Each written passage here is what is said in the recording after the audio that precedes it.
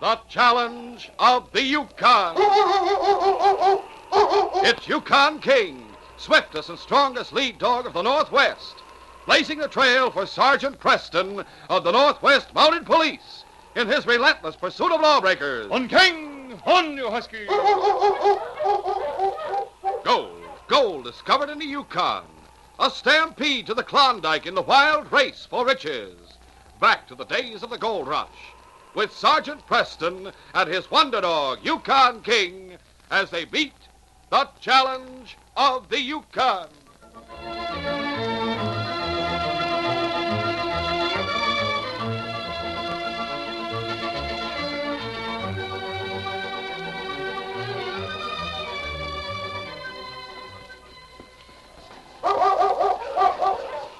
One day in early winter, Sergeant Preston was traveling north along the Yukon Trail on his way to Dawson City. As he neared his destination, he sighted a boy trudging toward him from the direction of town. The boy was accompanied by a big Newfoundland dog, which carried a small bundle of supplies strapped to his back. Sergeant Preston halted his team and hailed the boy. Okay. Hello. Hello, son. Hi, Monty.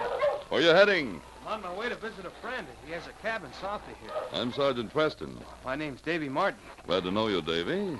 Where's your home? Well, I don't really have a home. At least not anymore. No relatives? Just my mother. She's in a charity hospital down in Seattle. How'd you get into the territory? Well, I worked my passage up to Skagway as cabin boy on a ship. And I worked as a dishwasher for a couple of months until I earned enough money to get over the pass and go on to Dawson. I suppose you wanted to get in on the gold rush. Oh, yes, sir. I thought if I could strike it rich, I could pay my mother's doctor bills and buy a home for us. But, well, when I got to Dawson, I found out I couldn't even get a miner's license until I'm 18. How old are you? 16. What do you intend to do? Go back to the States? Oh, yes, sir. This friend I'm going to visit's a dog freighter. He said I could travel with him on his next trip down to Skagway. From there, I'm hoping I can work my way back to Seattle. Oh. Well, you don't seem to have many supplies. Better let me give you a few things. Oh, no, thanks, Sergeant. When I run short, I can work for my means. Now, don't argue, son. I'm just coming back from patrol, so I won't need the rest of these supplies. Overriding the boy's objection, Sergeant Preston took the rest of his own supplies and added them to the small bundle which the Newfoundland dog was carrying. Gosh, Sergeant, I don't know what to say. Well, then, don't say anything. It's a fine dog you have, Davy. Oh, yes, sir. I sure think so. Skipper and I are pals, aren't we, Skip, old boy? Sure we are, boy. Oh, but say, Sergeant, if I didn't have Skipper, I'd sure like to have that big lead dog of yours. What's his name? King. He and I are pals, too, aren't we, King? Oh, gosh. Well, I'd better be pushing on to town, Davy. Take care of yourself, son, and best of luck. Well, thanks, Sergeant. So long. Bye, Davy. Line the team, boy. All right, on King! On, you husky!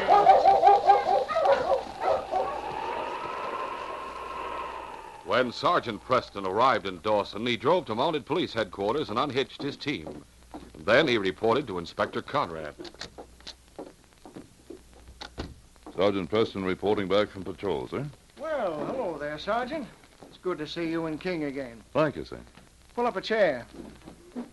Anything of importance happen while you were out on patrol? No, sir. Just the usual routine. I'll make out a written report as soon as I get back to my desk. Very well. I'm glad to have you back at this time, Sergeant. Oh?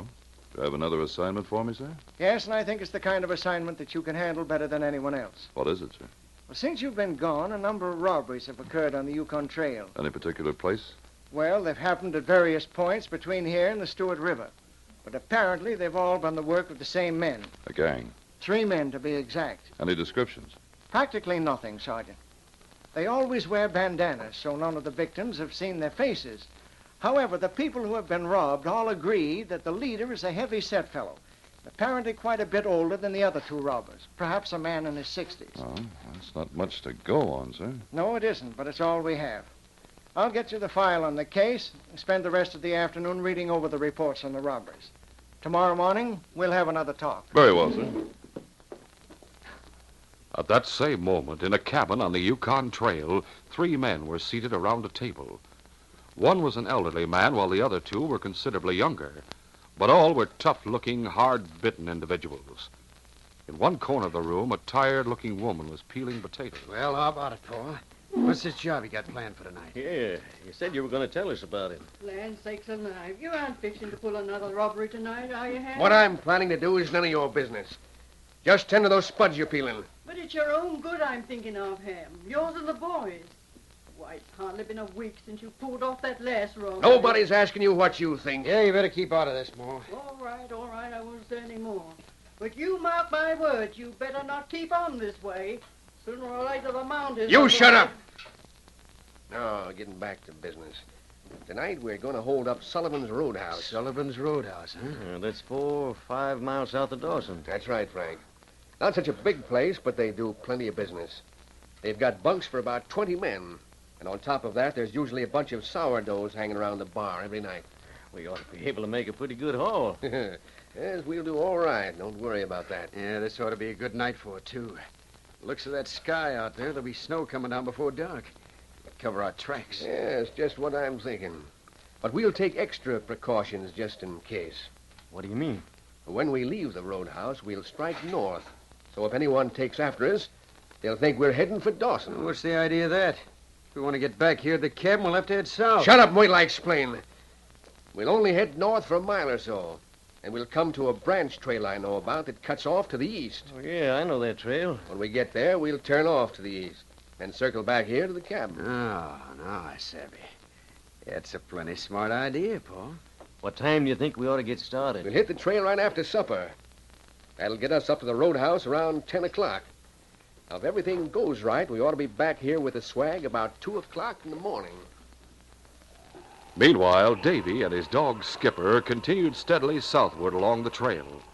As the day wore on, the sky grew more and more overcast. And by nightfall, it had begun to snow quite heavily. Davy left the trail and scrambled up to a sheltered spot among some big rocks on the hillside. He was too tired to gather wood for a fire, and so after feeding his dog, he contented himself with a cold supper. Golly, Skip, that snow's coming down harder than ever. That wind's awful strong, too. Gee, I wonder if we ought to turn around and head back to that last cabin we passed. Gosh, it's a long way back. Hey, someone's coming along the trail. Let's take a look. Climbing out of his sheltered spot among the rocks, Davy peered down through the snow-filled darkness. Below him, he could make out 3 travelers with dog teams passing along the trail. There's 3 of them, Skip. Maybe they can tell us how far it is to the next cabin. Hey, down there! Wait a minute, I want to talk to you. But the north wind blew back the sound of Davy's voice, and he couldn't make himself heard above the barking of the huskies. A moment later, the 3 travelers had disappeared from view. Gosh, they didn't even hear me. Well, Skip, I suppose we may as well keep on the way we're going. We'll probably come to a cabin or a roadhouse soon. Come on, Skip. The wind blew harder and harder, and before long, the snowfall began to take on the aspects of a blizzard. After pushing on through the darkness for some time, Davy finally came to a cabin and knocked on the door. Quiet, Skip, quiet. Oh, good evening, ma'am. Well, bless my stars. What are you doing out on the trail in this kind of weather, Sonny? I was on my way to visit a friend, but the trip's taking longer than I expected. The snowstorm makes it hard going. Well, I reckon you'd better come in and warm up a bit. Oh, thank you. Would it be all right if my dog came in, too? Oh, I suppose so. Oh, thanks. Come on, Skip. Come on. Better take off your parka and muffler. Yes, ma'am. A few moments later, when Davy was seated by the fire, the woman said, I suppose you'd like me to fix you a bite to eat. Oh, no thanks, ma'am. I stopped along the trail and had something to eat. But I would like to ask you a favor. Oh, what is it? Would you mind letting me stay here at your cabin overnight? I was afraid you were going to ask me that. Oh, I could just stretch out here by the stove. Oh, it ain't a question of where you'd sleep. We got plenty of room as far as that goes. The 3 men live here, Sonny, and they don't like strangers. Matter of fact, you're lucky you didn't run into them. They just left here about an hour or so ago. Bet they're the ones that went by while I was eating supper. Were they heading north? Never you mind where they were heading. The point is they're coming back. If they was to find you here, believe me, there'd be trouble. Golly, ma'am, you know what the weather's like outside, a regular blizzard. I know that, Sonny, and I feel plumb sorry for you. Are there any other cabins near here? Well, no, not right close by. Nearest place I know of is about 4 or 5 miles from here. Gosh, That's a long way to go. It's a mighty long way, especially in weather like this. Well, don't you suppose those men you were telling me about would, well, stretch a point and let me stay here seeing what it's like outside? Oh, Dad rat it all. I don't know what to say. Like as not, Ham will flay me alive, but... Oh, well, I just haven't got the heart to turn you out on a night like this. You mean you let me stay? Yeah, I reckon so. Oh, golly, thanks a lot. Oh, don't go thanking me just yet, young fella. The night's not over, and those men folk of mine aren't back yet. When they do get here, you may be sorry you didn't clear out while you had the chance. Later that night, the three robbers arrived at Sullivan's Roadhouse. Well, here we are, Paul. What's the first move? First of all, we'll get our bandanas tied over our faces. Right, huh? The windows of the roadhouse were aglow with light. Several sleds had been left standing in front of the building with their teams still in harness. Now what? Frank, you get your gun out and cover the door in case anyone comes outside. Okay, Pa. Bert, you and me will cut these huskies out of their traces so no one can follow us when we make our getaway. Right. A short time later, the three men prepared to enter the roadhouse with drawn guns. All set? Yep. Yeah. All right, let's go.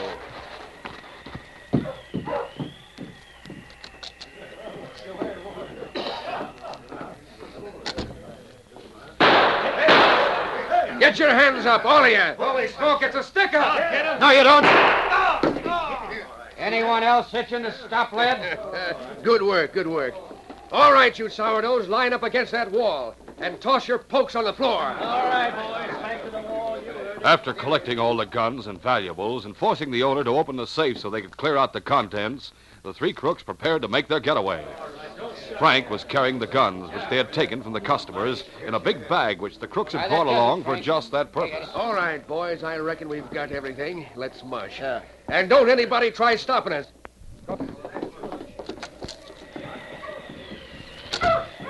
What'll I do with these guns, Pa? Heave them into the snow. Right. Now, get that stuff on the sled, Bert. Then you get on. Hurry up now. That's it. Now, push you, As the three crooks swung off down the trail, the doors of the roadhouse burst open, and the customers came pouring out. Luke Sullivan, the owner of the roadhouse, was in the lead. There they go. They're heading for Dawson. They've cut loose all our huskies. Hey, look. There's a bag with all the guns in it. Come on, let's get them. At least we can take a few shots. Sure, there's no use, gents. They're out of range. What are we going to do, Luke? Hurry up and get some more harnesses, Joe, so we can get these teams hitched up again. Then we'll see if we can't trail them thieving skunks. Well, what are you standing there for? As soon as their teams were harnessed, a group of men from the roadhouse started after the crooks. But they soon realized the pursuit was hopeless. After giving up the chase, Luke Sullivan sent his assistant, Joe Hurley, into Dawson to notify the Mounties. In response to the summons, Sergeant Preston and Constable Alex Ross arrived at the roadhouse, accompanied by a police surgeon to attend to the man who had been shot during the holdup. Luke Sullivan spoke to the Mounties. I suppose Joe's told you all about the holdup, has he, Sergeant? He's given us the bare facts, Luke.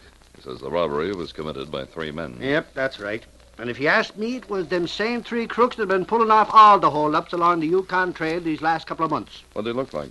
Sure, and we got no look at their faces. They were wearing bandanas. Can't you give us any description of them? Well, they were wearing drill parkas, and they were big fellas, all 3 of them. What about the leader? Well, stop to think of it, he seemed quite a bit older than the other 2. Almost an elderly gent, you might say. In that case, you're probably right, Luke. It corresponds to what we know about the 3 men who committed the other holdups. Me and some of the other boys took after him, but 'twas no use whatsoever. By the time we got our teams hitched up, the snow had covered their trail. We couldn't tell the fresh tracks from the old ones. They certainly picked a good night for a holdup. Do you think there's any chance of King trailing them, Sergeant? I doubt it in a snowstorm, especially without a scent guide of some kind. What do you mean by a scent guide? Something the robbers have worn or handled. Say, I may have something at that. What? Hold on a minute. I'll show you. Maybe this'll be what you're needing. A sack. Where'd you get this? Well, when them 3 spalpeens held us up, they collected all the customers' guns in this sack. Then they dumped it outside in the snow when they made their getaway. I don't know, Luke. I suppose the customers all handled the sack when they recovered their guns. Sure, and quite a few of them did, Sergeant. Would that spoil it? I'm afraid so. However, we'll see. Here, King. Here, boy. Get the scent, fella. King sniffed the sack carefully. It bore the scent of a number of different human beings, and there was no way of knowing which one his master wanted him to follow. The great dog was puzzled. How about it, boy? What do you think, Sergeant? Doesn't look too promising, Luke. When King gets a definite scent, I can usually tell he acts eager to be on the trail. It's not the way he's acting now. Apparently he's confused. Faith didn't rout her luck, I suppose. Oh, maybe not. We know that the scent of at least one of the robbers is on this sack. If King should pick up that scent later on, he'll remember it. King, my boy, if you can track down them robbers, I'll buy you the biggest steak he ever saw. Joe Hurley said they headed north toward Dawson when they made their getaway. That they did, Constable. All right, Alex. We may as well hit the trail. Right, Sergeant. Here's wishing you luck. Thanks, Luke. Up front, King. Line the team. Line the team, All right, on King! On, you Huskies! The blizzard had somewhat abated by the time the three crooks arrived back at their cabin.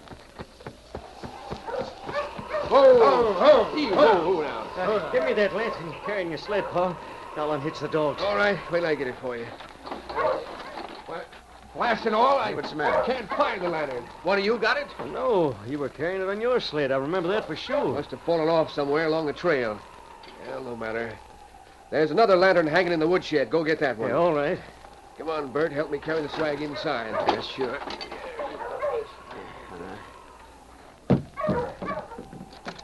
That you, Ham? What?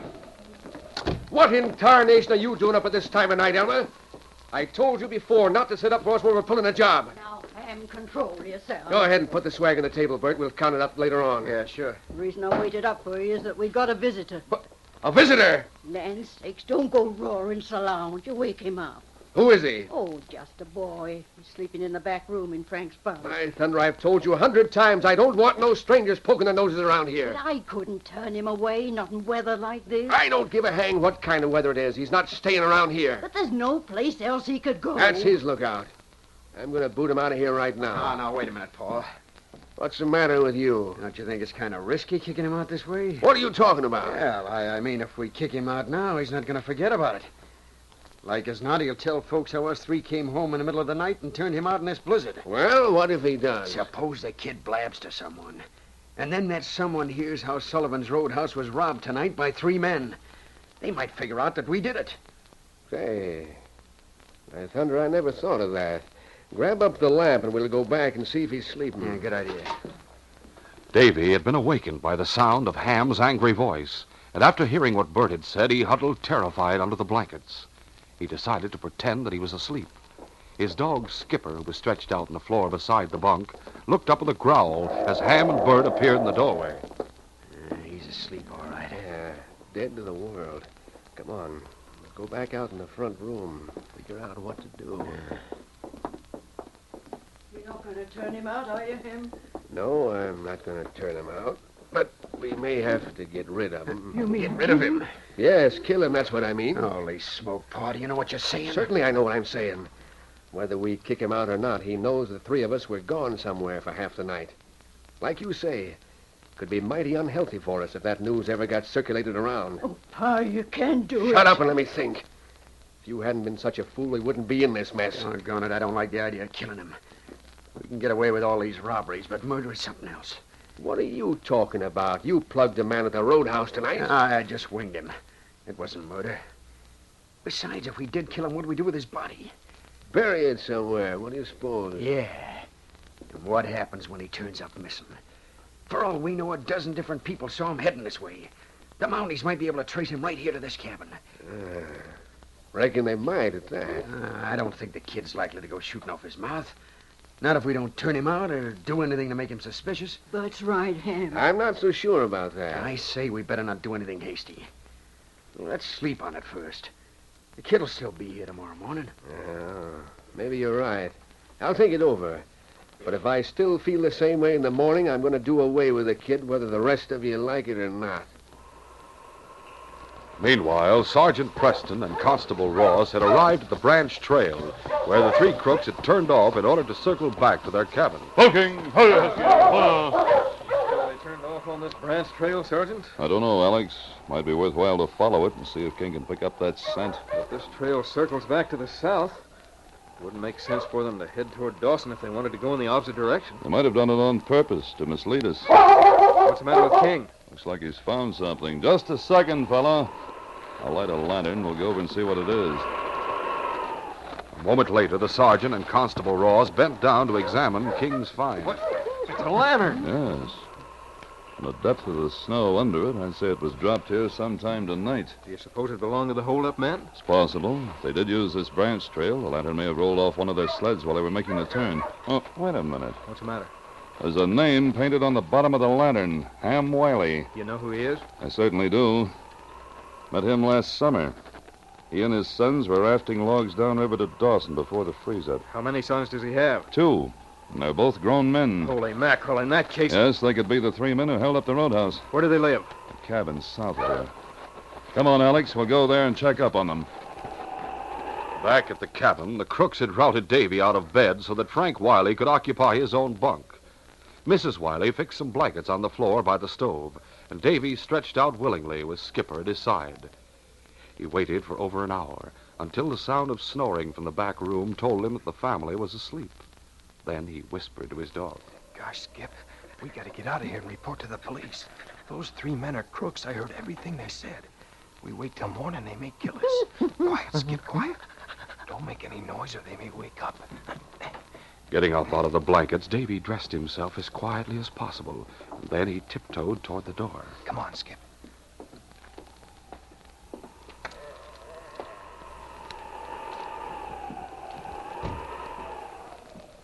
Sometime later, Bert Wiley was awakened by the sound of the door swinging open and shut. Blasted all the wind must have blown the door open. I better get up and fix it. Groping his way through the darkness, Bert went out to the front room and shut the door. As he did so, he was struck by a sudden suspicion. Looking around, he saw by the red glow of the stove that Davy's blankets were empty. Holy mackerel, the kid's gone. Hey, Paul, wake up. Come on, wake up for Pete's sake. What's the matter? It's the kid, he's gone. Gone? Yeah, that's what I said. He's run out on us. He must have heard us talking about killing him. Holy smoke. If he spreads that story around, our goose is cooked. I told you we should have killed him. Hell, there's no use griping about it now. We got to go after him and stop him. Yeah, you're right. The snow has let up. We ought to be able to track him easy Good enough. enough. You wake up Frank and we'll get started. Right. Frank, come on, wake up. After hitching up their teams, the 3 crooks started out in pursuit of Davy. The snow had stopped falling, and the glow of the full moon, combined with the flashing northern lights, made it easy to follow his footprints. Instinctively, the boy had headed back toward Dawson, the headquarters of the mounted police. For nearly an hour, the crooks followed his tracks, and at last they caught sight of their quarry in the distance. There he is, up ahead. And he's seen us, too. Gonna climb up the hillside. Mush, you huskies! Mush, hush! A few minutes later, the crooks reached the spot where Davy and his dog had started scrambling up the rocky hillside. Oh. All right, kid. Better come down here if you know what's good for you. I won't do it. In that case, we'll come up and get you. Come on. As the 3 men began climbing up the hillside, Davy managed to dislodge a rock and send it rolling down toward them. Watch out for that rock. Oh. So he wants to play rough, does he? I'll fix that brat right now with a bullet. Hey, what's that? Look, someone's coming around the bend. Can't plug the kid now, Bert. Shot'll give us away. We gotta take care of him somehow. Looks like we're in trouble no matter what we do. Get your gun out, Frank. You and me'll keep our sights trained down there in the trail, so we can spray lead the minute someone comes in sight. In the meantime, maybe Bert can scare the kid into keeping quiet. All right, get your gun and be ready, Frank. Right. As Frank and Ham drew their guns, Davy realized that whoever was coming would be heading straight into an ambush. The crooks had turned momentarily and were looking down toward the bend in the trail. Davy acted fast. With a whispered command, he sent Skip charging down toward them. Then he yelled out a shout of warning. Look out! You're heading into danger! Dog! Frank! Bert's shot went wild in the air as he toppled backward under Skip's attack. At that moment, while the crooks were still in confusion, Sergeant Preston and Constable Ross came around the bend with guns at the ready. Holy mackerel, Pa, they're Mounties. Gun him down, Frank. The 2 Mounties had shot first, and the 2 crooks tumbled face downward on the slope. Help me, kid. For Pete's sake, all of you, dog. Keep at him, Skip. Don't let him up until Sergeant Preston gets here. All right, Davy, I have him covered. Down, Skip. Down, boy. These 2 we shot are both unconscious, Sergeant. I'll attend to them later, Alex. All right, mister, on your feet. Now turn around and hold out your hands. Handcuff him, Alex. Right, Sergeant. Who are these fellas? Are they the ones we were looking for? Yes, Alex, this man's Bert Wiley. The other two are his father and his brother. Gosh, Sergeant, you arrived just in time. They were going to kill me. Your shout of warning saved our lives, Davy. How'd you get mixed up with these men? Well, I stopped off at their cabin tonight on account of the blizzard. Mrs. Wiley was there alone.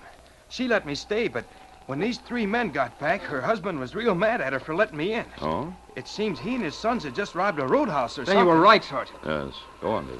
Well, Mr. Wiley wanted to kill me for fear I might give him away, but finally they decided to wait till morning. They thought I was asleep, Sergeant, but I heard everything they said. So I waited till he went to bed, and then I sneaked away from the cabin. I headed back to Dawson so I could get word to the police, but they came after me, and, well, you know the rest. Well, Davy, you've had a bad time of it since you came to the Yukon, but now I think your luck's turned. What do you mean? There's a $5,000 reward posted for the capture of these crooks. I'm going to see that it's paid to you. 5,000?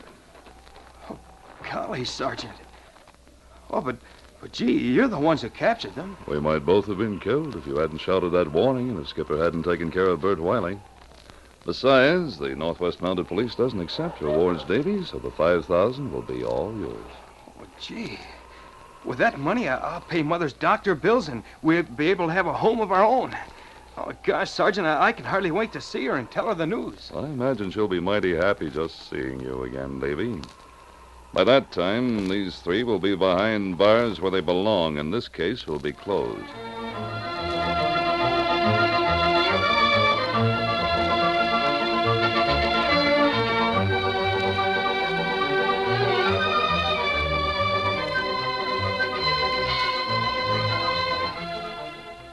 In our next adventure, it was early in the morning when Ace Martin, owner of the cafe, rushed into Sergeant Preston's cabin. Sergeant Preston. What's wrong, Martin? It's my partner. He's been murdered.